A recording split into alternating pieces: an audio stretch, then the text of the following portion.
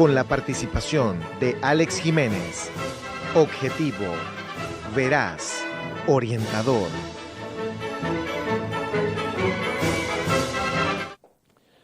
Muy buenas noches, sean todos bienvenidos a Teledebate como siempre, llegando a toda la teleaudiencia a través de las diferentes frecuencias de Noticias 16. La frase de este día en Teledebate: no hay vidas pequeñas, cuando las miramos de cerca, toda vida es grande. Esto lo dijo Maurice Maeterlinck. Repasemos la historia. La figura histórica de mayor relevancia en este día es George Washington. Nacido en Portland, Virginia, el 14 de diciembre del año 1732, lideró el ejército que condujo la guerra de independencia contra Inglaterra. Presidió el Congreso que elaboró la Constitución de los Estados Unidos. Es la misma, no ha variado, salvo algunas modificaciones, pero es la misma Constitución. Fue electo y reelecto en forma unánime como primer presidente de la joven nación, o sea, por 2 periodos. Rechazó serlo para un tercer periodo y entonces se retiró a la vida privada en su hacienda de Mount Vernon, donde falleció el 14 de diciembre del año 1799. Está considerado uno de los mejores presidentes que ha tenido la nación norteña.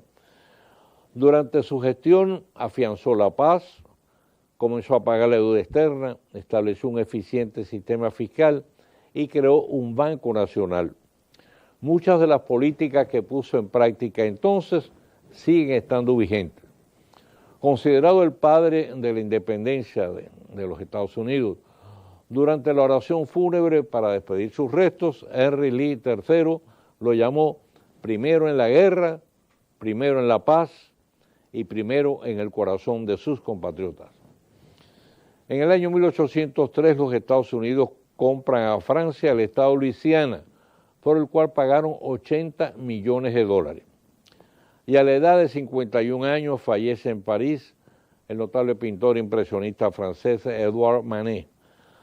Trabajador incansable, dejó como legado numerosas acuarelas y pasteles y 420 óleos, muchos de los cuales se exhiben en las más afamadas galerías de arte del mundo.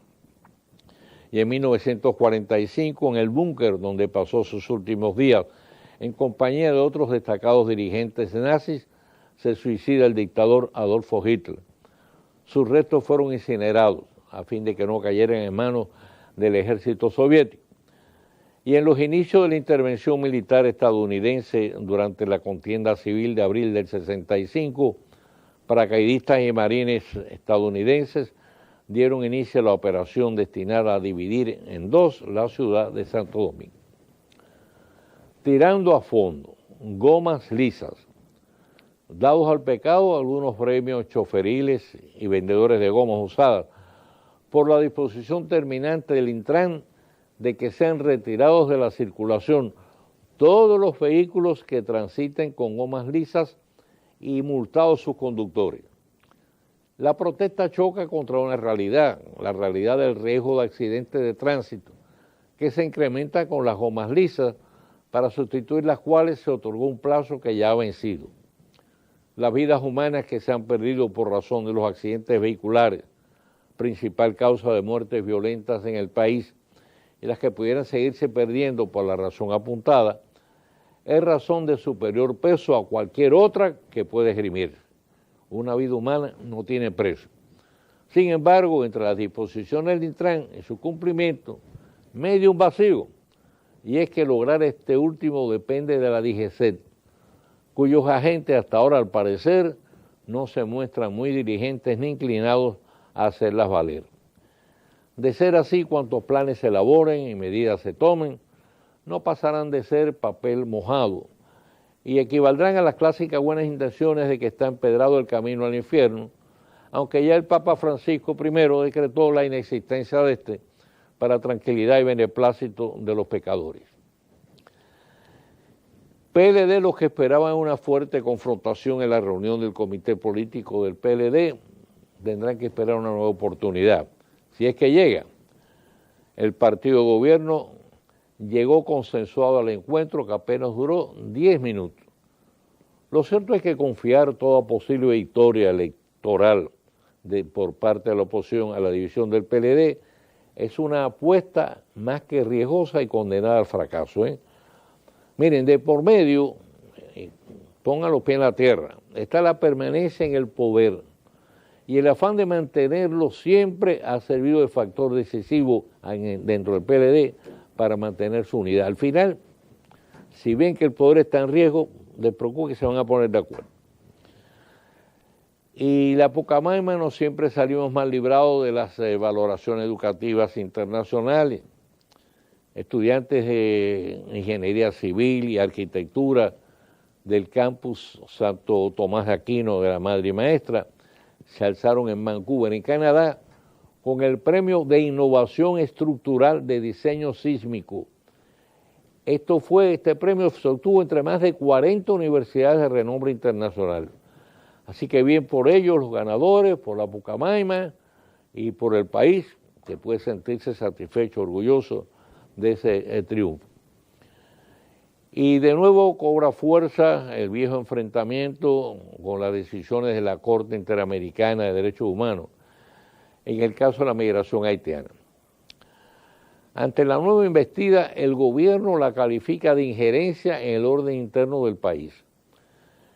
Y el consultor jurídico Flavio Díaz Pinal fue el portavoz de la posición oficial, afirmando que el orden jurídico de la República Dominicana no genera apatridia y que la nacionalidad, otorgar la nacionalidad es un tributo soberano e irrenunciable del Estado.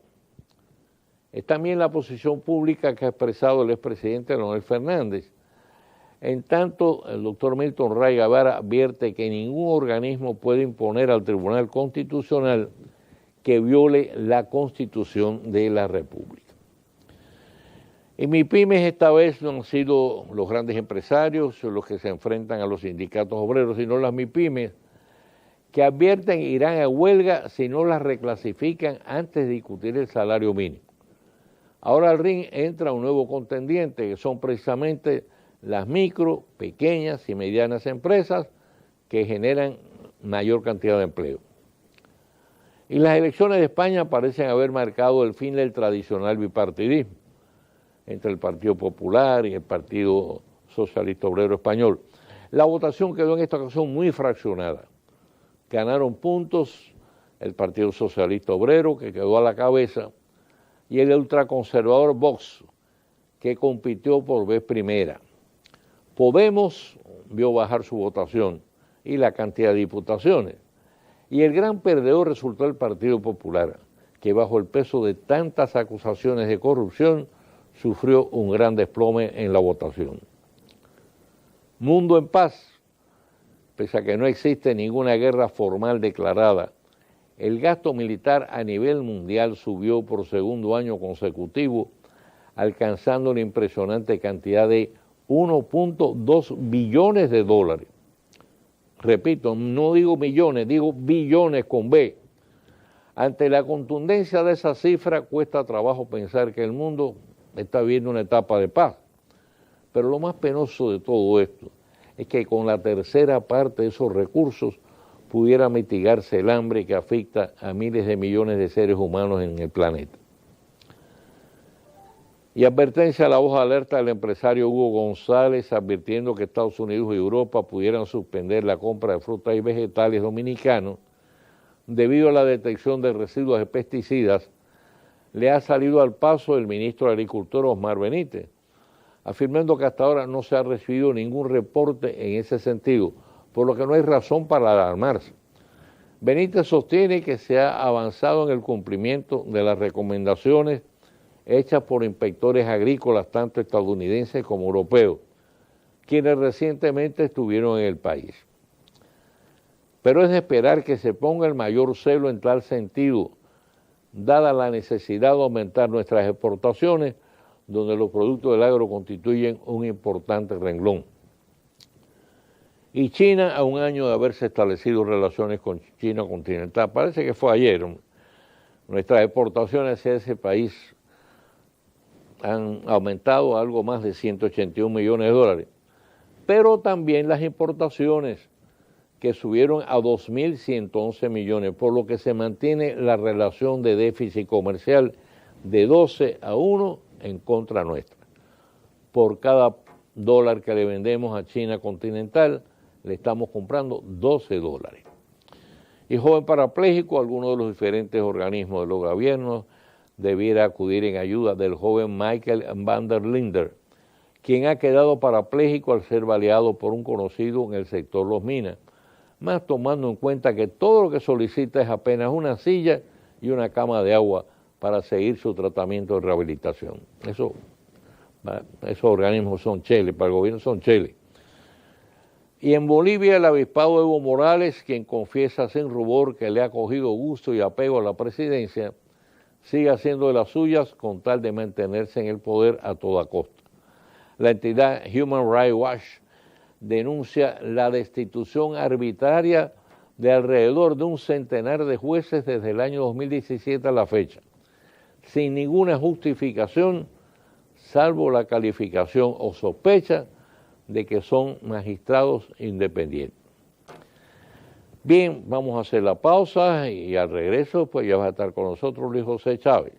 Recuerden que los martes son de Luis José, así que vamos a estar con Luis José.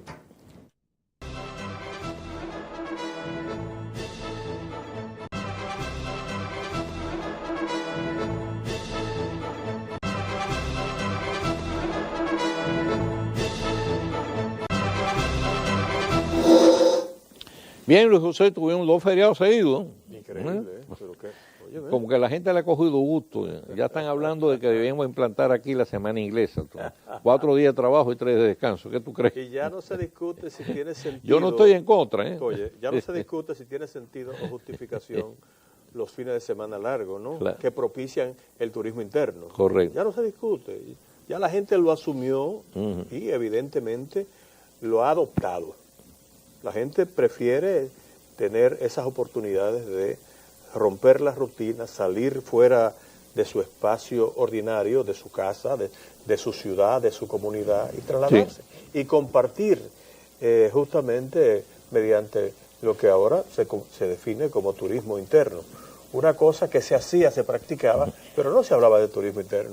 O sea, cuando tienes 3 días como que te da más margen, porque, por ejemplo, si nada más tienes sábado y domingo desplazarte, casi te cansas más entre viendo y viniendo. Mientras cuando tienes 3 días, tienes un día intermedio, entonces le da más amplitud a la gente para poderse proyectar y sobre todo salir de las... Y es inteligente la política de no generar una interrupción de la semana laboral. Es decir, no trabajar el lunes, declarar un día festivo el martes para continuar, para prender los motores, las maquinarias el miércoles. No tiene sentido. Inclusive eso ha sido explicado por representantes del liderazgo empresarial de la República Dominicana, que está de acuerdo justamente con el mantenimiento de los llamados fines de semana largos, para evitar que justamente se produzca una interrupción del proceso productivo. Exacto. Si son 4 días a la semana que se va a producir en ese periodo, bueno, pues ya se sabe. Si tienes un día intermedio, rompes el ritmo de producto. Y al mismo tiempo se le da oportunidad a la gente de un espacio para la recreación, para el descanso y para compartir en familia. Claro. Aquí la mayoría de la gente está disgregada, está dispersa. Mucha gente del Cibao que tienen una parte de la familia en la capital y viceversa, naturalmente.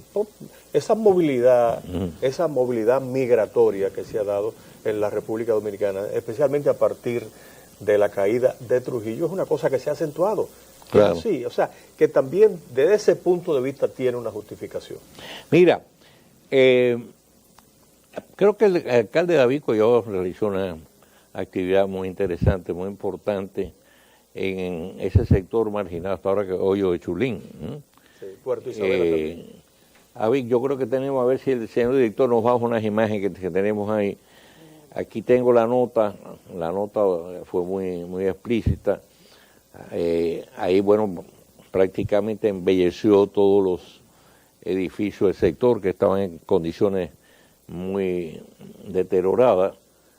El acabado 52.450 metros cuadrados de pintura. Fue mucha pintura eso, ¿eh?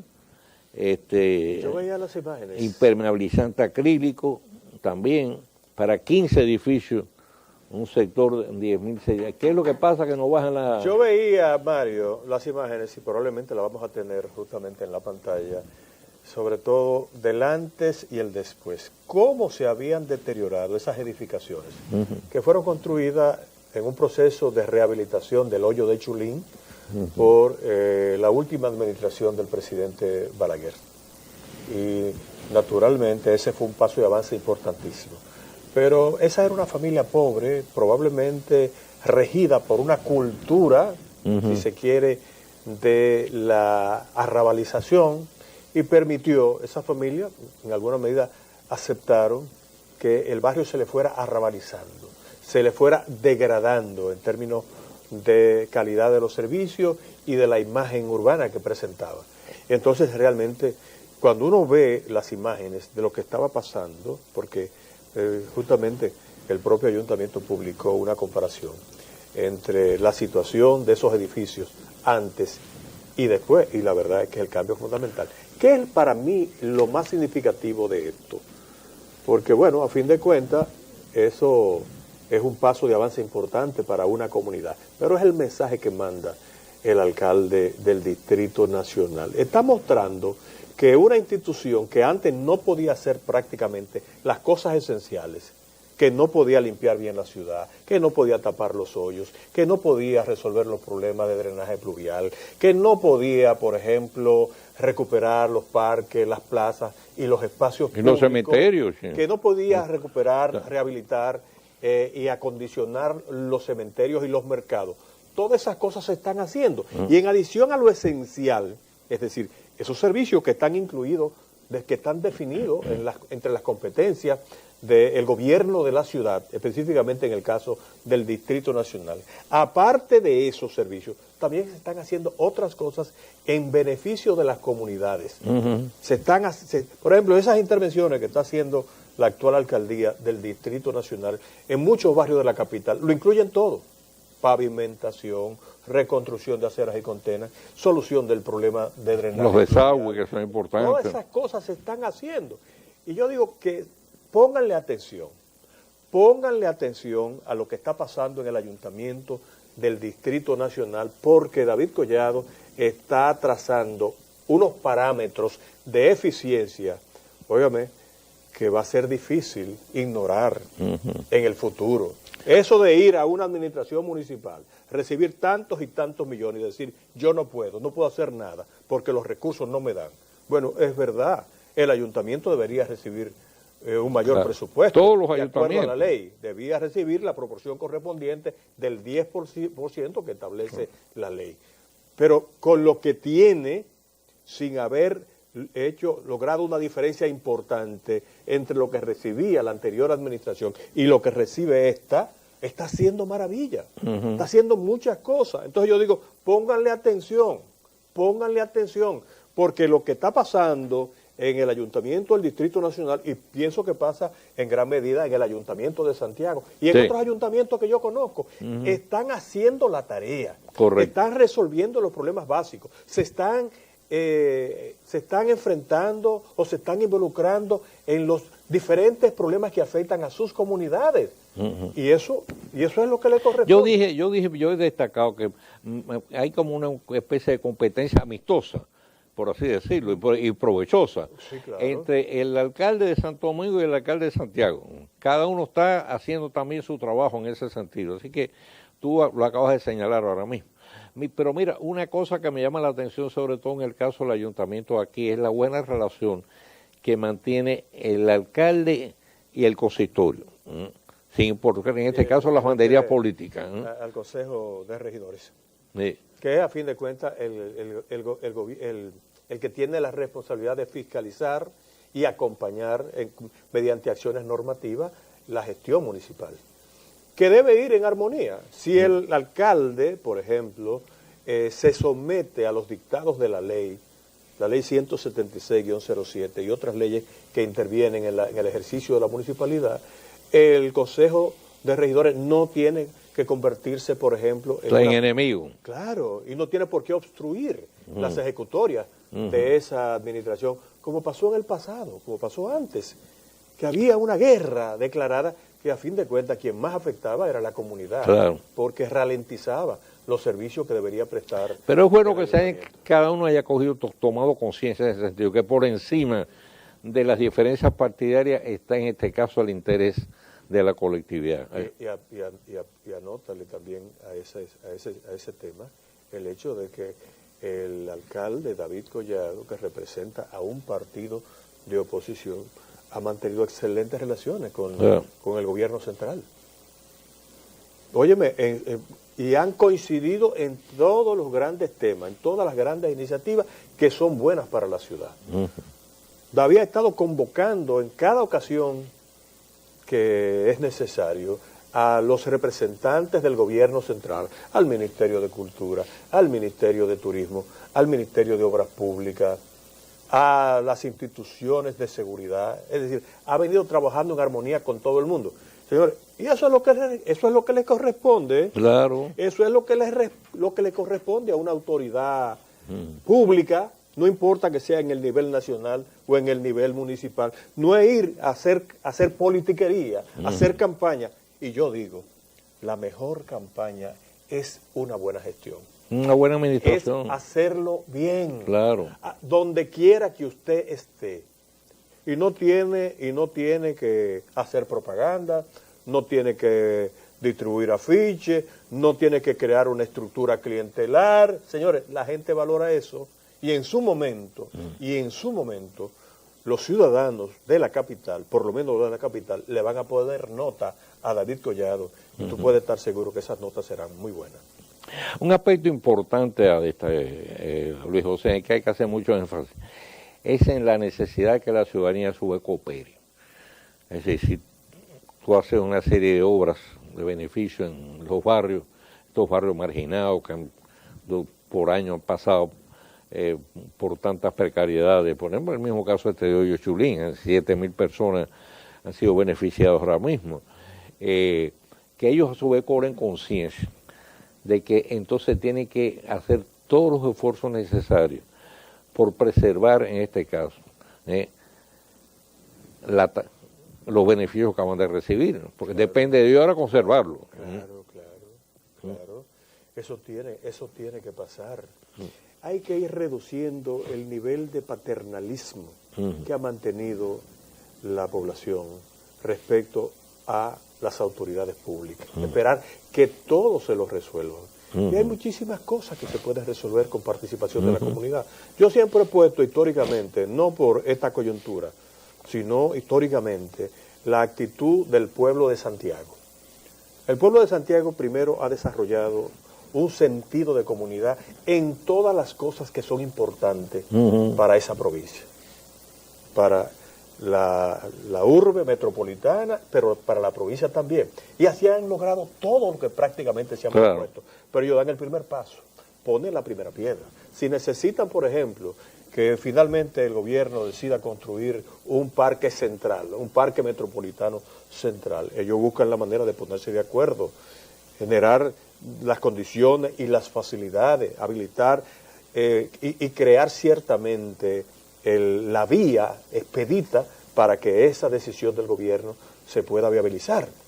Y eso lo han hecho prácticamente en todo, el aeropuerto, la universidad, correcto, el plan estratégico. La zona franca la desarrollaron ellos.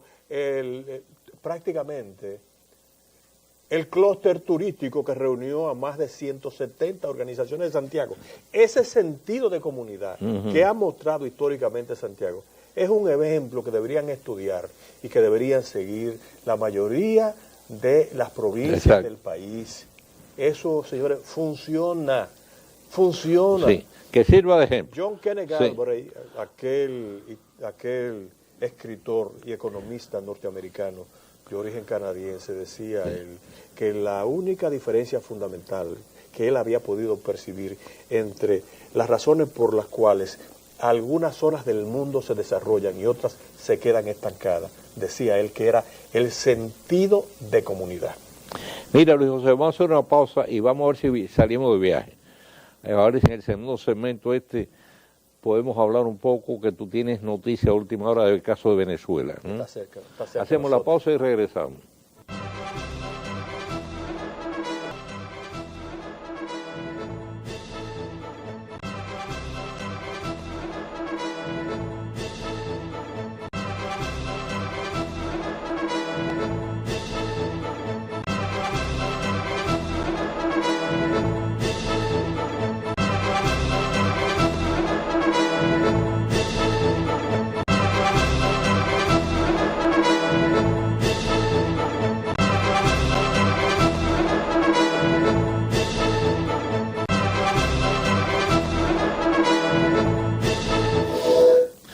Bien, la situación de Venezuela desde ayer, pues se corrió la información de que en Venezuela estaban ocurriendo una serie de acontecimientos. Yo tuve información de personas que viven allá con las que mantengo contacto, me dice que había prácticamente un estado de censura, que no habían podido acceder a noticias, se estaban nada más enterando de lo que ocurría en su entorno. Yo me habló inclusive de que había en un lugar que había un incendio muy fuerte, el tránsito se había suspendido, suspendieron el metro, pero en definitiva no se sabía exactamente qué estaba ocurriendo. Se había hablado de una especie de asonada militar.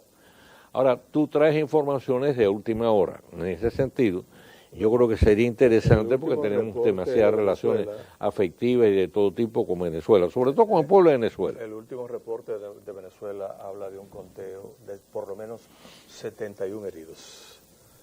Y no se sabe si alguno de esos heridos ha fallecido en el interín o corre riesgo de fallecer. Yo vi imágenes, por ejemplo, de que en algún momento efectivos de la Guardia Nacional en tropas, en vehículos de asalto, le pasaron por encima a la muchedumbre. Es decir, la gente, como pasó en algún momento, intentó pasar en Tiananmen, en la plaza del pueblo en Pekín, que se colocaron frente a los carros de asalto. Uno lo evadieron o echaron hacia atrás y otro entonces decidieron embestir a la multitud. Y se ven las imágenes. Sí. Pasó realmente. ¿Cuántas personas resultaron heridas en esa situación? Realmente los informes eran irregulares, no había seguridad, no había cifras, porque ahí se armó precisamente lo de Belén y los pastores. Pero la resistencia se ha mantenido. La resistencia se ha mantenido, inclusive han surgido nuevos elementos, ya no solo en Venezuela, que plantean una situación cada vez más complicada. Por ejemplo, el presidente de los Estados Unidos acaba de amenazar o acaba de hacer un emplazamiento al gobierno cubano para que saque a las milicias que tiene en Venezuela, so pena de imponer un embargo total a Cuba, porque en Cuba ciertamente hay un embargo, pero ese embargo con el tiempo se ha ido flexibilizando. Bueno, pues realmente es la parcial, amenaza es un del embargo. Presidente Trump es de establecer un embargo total. Y ya también el Departamento de Estado y el Pentágono también han hecho un llamado público a Rusia para que se abstenga de intervenir. Porque existe la percepción de que tanto Rusia como China, que tienen importantes intereses con el gobierno de Maduro, pues se interesen se dispongan a establecer algún nivel de intervención. Bueno, esa es la situación. Yo creo, viendo la situación con las limitaciones de la distancia, de que en este momento el gobierno de Maduro tiene, en términos estratégicos y en términos de fuerza, el control de la situación. Sí, porque es que tiene la obediencia evidentemente fundamental de las Fuerzas Armadas, del Ministerio de Defensa y de la Guardia Nacional. Aunque podría darse la situación de que se produzcan otros desprendimientos, como lo que aconteció precisamente temprano en la mañana de hoy, cuando se dispuso la libertad de la prisión domiciliaria que tenía Leopoldo López, y decidieron una serie de uniformados pues acompañar al presidente Juan Guaidó. Eso puede pasar. De todos modos, Parece una situación impredecible en este momento, pero por los antecedentes y el control social que todavía ejerce el gobierno venezolano sobre una parte de la población a través de una política asistencialista que ha puesto a depender a una gruesa franja de la población de la ayuda oficial para comer, para sobrevivir, que no se trata del empleo que se les facilita al ciudadano, sino a través de diferentes mecanismos de cooptación. El gobierno venezolano ha logrado que una parte importante de la población pobre de Venezuela tenga que depender directamente del asistencialismo oficial. En esa situación, evidentemente, eso el gobierno no solamente tiene, por ejemplo, la plataforma, el soporte de las Fuerzas Armadas, sino también de un sector de la población que tiene razones para defender, por ejemplo, lo que el gobierno le ha facilitado a través de ese tipo de política asistencialista. O sea que esta viene a ser una fuerza paramilitar prácticamente. Sí, hay una fuerza paramilitar. Andan armados, con licencia para hacer todo tipo de desmanes. La impresión Cosas que no hacen ni la policía ni la Fuerza Armada, lo hacen los paramilitares. Algo parecido, por ejemplo, estuvo pasando en Nicaragua. También se estableció una fuerza social paramilitar para utilizarla como fuerza de choque contra los opositores. La impresión que tengo es que en Venezuela han copiado el sistema establecido en Cuba de integrar en este caso el poder militar con el poder económico. Prácticamente el 70% de la economía cubana, sobre todo los sectores que producen mayor cantidad de riqueza y sobre todo divisas, están en manos de militares. Sí, claro. Militares adictos a Raúl Castro, puestos por él, no puestos por Fidel, sino puestos por Raúl Castro. El modelo y la causa, evidentemente, del fracaso de la Revolución Cubana, porque se entonces ya no hay solo, fíjate, ya no hay solo un problema de lealtad. Se impulsó la inversión internacional y entonces Cuba resultó que independientemente de que tuviera una importante asistencia económica de la Unión Soviética, no tenía un aparato productivo que le permitiera generalmente crear empleo y además desarrollar una política exportadora. Ahí ya no hay un problema solo de lealtad ideológica, sino de complicidad de intereses. Sí. Lógicamente. Y dependencia primaria.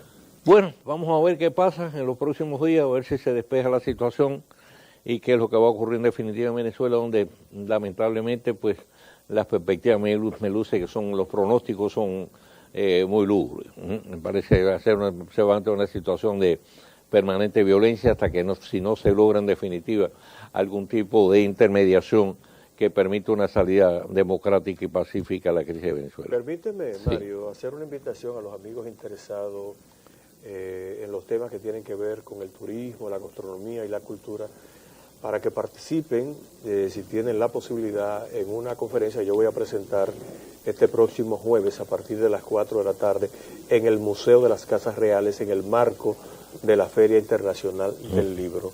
Yo voy a hablar sobre el tema gastronomía y turismo, para resaltar el aporte actual o potencial del patrimonio cultural, con énfasis en la gastronomía, como parte de la oferta turística de la República Dominicana. Para ir despejando la percepción, que a mí me parece que sobre todo es el prejuicio, de que la República Dominicana es eminentemente y exclusivamente un destino de sol y playa, y no lo es. La República Dominicana tiene realmente una riqueza cultural extraordinaria que también puede servir para fortalecer y un aval histórico. Así es. Sí. ¿Cuál día va a ser?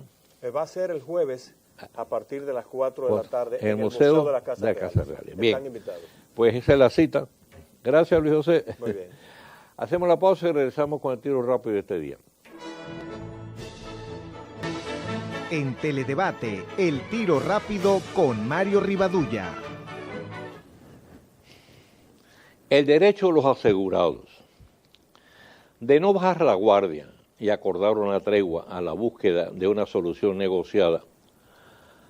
A partir de este 1 de mayo, precisamente el Día Internacional del Trabajo, el Colegio Médico Dominicano dará cumplimiento al boicot de servicios contra la ARS Humano que es la proveedora de riesgos de salud de la Seguridad Social que cuenta con mayor número de afiliados.